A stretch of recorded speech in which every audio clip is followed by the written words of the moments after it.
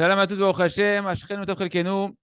On reprend le Sefer Etzadat et on va conclure ce chapitre de la zone grise, de savoir identifier entre le bien et le mal, entre l'obscurité et la lumière, de savoir bien faire la différence et de ne pas se laisser dans le flou où le Yetzirah peut nous attraper. Il y a un dernier sujet qu'on va aborder qui est très très important de clarifier et de comprendre où est le bien et où est le mal dedans.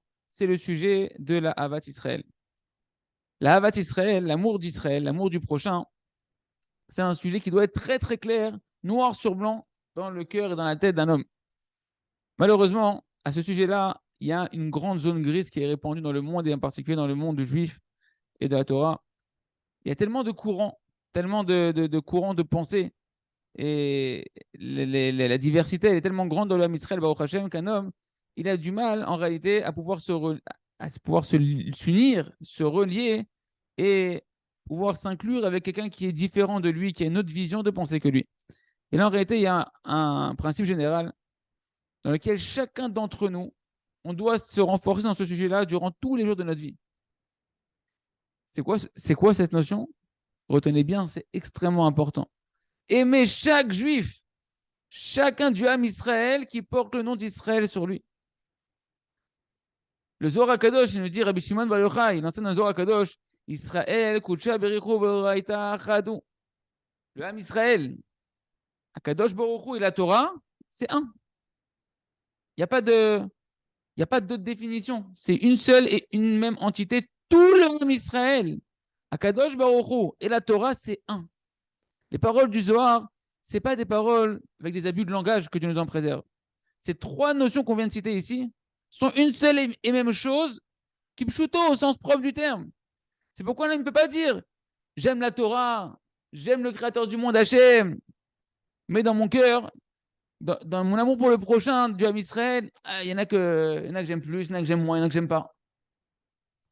Celui qui véritablement est arrivé à la perfection de l'amour du Créateur, alors il aime Israël. Tout juif qui porte le nom d'Israël sur lui. Lorsqu'on aime le Père, alors on aime ses enfants. Quand tu aimes quelqu'un, alors automatiquement tu t'attaches à l'amour qu'il a pour ses enfants. Celui qui aime la Torah, alors forcément il a l'amour d'Israël. Sinon tu ne peux pas aimer la Torah totalement vu que la Torah c'est le Ham Israël, ça fait un. Si tu aimes la Torah, tu aimes tout le Ham Israël. Et ça va être un repère en réalité de savoir est-ce qu'on est dans notre amour d'Hachem, dans notre amour de la Torah, par rapport à l'amour du Ham Israël. Celui qui aime Hachem, qui aime la Torah, il n'a aucune jalousie dans son cœur, que Dieu nous en préserve, il n'a aucune haine envers aucun juif. Au contraire, il est heureux de la réussite de chaque juif, parce qu'il a la conscience que la réussite de chaque juif, c'est la réussite d'Akadosh Baruch Hu et de la Torah qui représente chaque juif. Ces trois amours qu'on vient de voir ici, ces trois notions d'amour, déclinaison du sentiment d'amour qu'il est pour Hachem, pour la Torah et pour l'âme Israël, elles vont être un témoin en réalité et un thermomètre, permet de une échelle de graduation l'un envers l'autre. Chacun en réalité, il va témoigner, il va témoigner sur les deux autres. Et si tu vois maintenant qu'il te manque dans l'amour du Ham Israël, sache que c'est évident. Il n'y a pas d'autre solution. Il te demande de l'amour d'Hachem, il te demande de l'amour de la Torah. Parce que c'est en réalité un fil tressé qu'on ne peut pas défaire une de ces mailles, c'est impossible. Et ça va donner en réalité une indication, un match clair où on en est spirituellement, notre niveau spirituel. Et notre vrai niveau spirituel dans le ciel, on va le sonder par rapport à ton amour de chaque juif. Parce que ça va être plus le reflet de combien t'aimes la Torah, combien t'aimes Hachem. Et chacun, donc les amis, on n'a pas à se culpabiliser, mais à s'éveiller en prière, à supplier à Kadosh Baruch Hu, qui nous aide, qui nous rende méritants d'acquérir l'amour d'Israël, qu'il écarte de nous toutes les marloquettes, qu'on s'éloigne de toutes les controverses. Yiratzon, Kadosh Baruch Hu nous éloigne de toutes les controverses dans le Ham Israël, jusqu'à ce qu'on puisse avoir en réalité un œil bon et bienveillant envers chaque juif, et se réjouir de la réussite matérielle et spirituelle de chaque juif. Quand tu arrives à être heureux de la réussite d'un juif, tu es heureux en fait de la haslacha d'Hachem, de la réussite d'Hachem. En réalité, la réussite de chaque juif, c'est une dimension de Simchat Torah.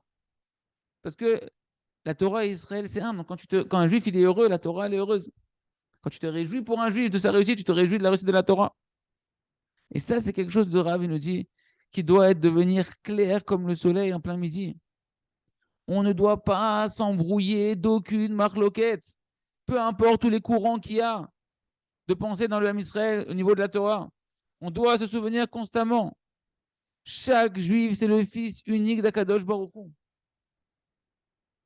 Notre maître, Adonai Moreno, Rabbi Nachman Breslev, son mérite nous protège, il a énormément insisté sur ce fondement-là de l'amour d'Israël. Et dans Sichot Haran, les conversations de Rabbi Nachman, enseignement 91,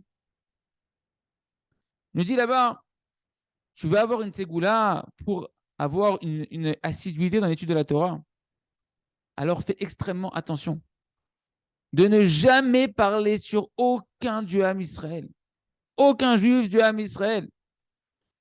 Parce que de la même manière que la mariée, elle est belle aux yeux de son mari, Ken, et à ce moment-là, l'amour du mari, il va être parfait lorsqu'il voit aucun défaut dans sa femme. À ses propres yeux, à lui, il ne voit pas de défaut. Au moment où il va se marier, il la trouve parfaite. Et que tant qu'il voit un défaut, alors son amour pour sa femme, elle n'est pas parfaite. Pareil pour la Torah, elle est appelée la mariée.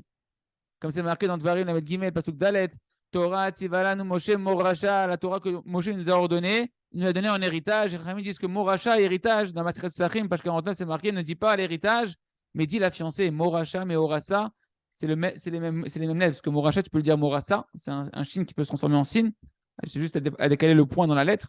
Ça devient Morasa, et Meorasa, c'est la fiancée. La Torah à laquelle Hachem nous a fiancé, il a fiancé le Ham Israël. La Torah, c'est la femme du Ham Israël. Écoutez bien ce qu'il nous dit Rabbeinu Akadosh. Il nous dit la Torah, elle est comme la mariée et la fiancée du Ham Israël. Et pour que l'amour du Ham Israël pour la Torah il soit parfait, alors tu dois trouver aucun défaut dans la Torah. Comme un homme avec sa femme et avec qui il se marie. Or, on sait que chaque du Ham Israël, chaque membre du Ham Israël, il a une lettre de la Torah qui est la racine de son âme qui lui est spécifique.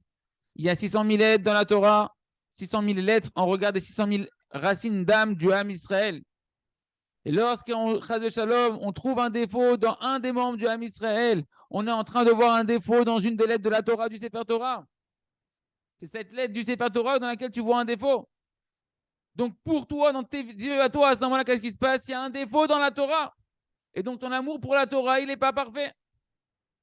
Et donc ton assiduité à la Torah, il ne peut pas être parfait parce que tu n'es pas complètement amoureux de la Torah. Et on sait que l'halakha, que lorsque Chad Shalom, une lettre du Sefer Torah, elle est pas saoule, elle a un défaut, tout le Sefer Torah, il est endommagé. Il est plus caché. Tu ne reçois plus la lumière de la Torah que tu devrais recevoir.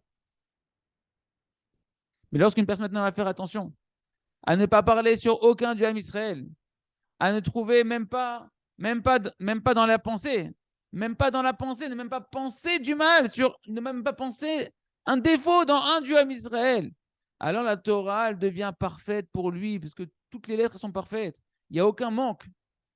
Et donc, il acquiert à ce moment-là un amour de la Torah bishlemut. Il aime la Torah dans l'amour. C'est le niveau de Tzadikim. On aspire à ça, on prie pour ça. Tzadikim qui étudie Yomam Valaïla, qui ne s'arrêtent pas, c'est parce qu'ils voient, ils ont l'amour de chaque juif. Et donc, ils aiment toutes les lettres de la Torah. Et donc, la Torah, elle est parfaite à leurs yeux. Donc, ils l'aiment, ils peuvent étudier Yomam Valaïla sans s'arrêter. Tellement ils sont amoureux de la Torah. C'est pourquoi on comprend le verset comme ça. Torah Hashem. Qu'est-ce que c'est la chanson? Torah Hashem Temima. Torah Hashem Temima. Cette chanson, en réalité, c'est un verset en Tehillim 19, verset 8. Là-bas, le verset nous dit la Torah d'Hachem, elle est parfaite. Mais Shivat Nefesh, elle amène un réconfort à l'âme. Elle donne une lumière à l'âme. La Torah, elle est parfaite. Elle amène une lumière, un réconfort à l'âme. Nous dit Rabbi Nachman, comment il faut comprendre ce verset? Lorsque la Torah d'Hachem, elle est parfaite à tes yeux, à toi, c'est-à-dire qu'elle est parfaite, qu'il n'y a aucun défaut dedans. Ça veut dire quoi qu'il n'y a aucun défaut dans la Torah à tes yeux? C'est que tu vois aucun manque dans aucun juif. Parce que chaque juif, c'est une lettre de la Torah. Tu vois aucun défaut dans aucun du Ham Israël. Quand je ken pas dans ta femme et pas dans ta belle-mère. À ce moment-là, Torah d'Hachem Tmima. La Torah d'Hachem, elle est parfaite. Elle n'a aucun défaut. Mais Shivat Nefesh, elle amène un réconfort à l'âme. Et à ce moment-là, la personne va pouvoir acquérir l'amour de la Torah. ressentir un goût et un délice dans la Torah qui va réconforter son âme parce qu'elle n'a à ce moment-là aucun défaut et il mérite d'avoir la sécurité dans la Torah. Il y a Ratson Sheniske de clarifier ce sujet-là, de rentrer dans aucune marloquette, d'aimer chaque juif de manière inconditionnelle et comme ça acquérir une atmada dans le limoud de la Torah, un amour de la Torah, un amour d'Hachem.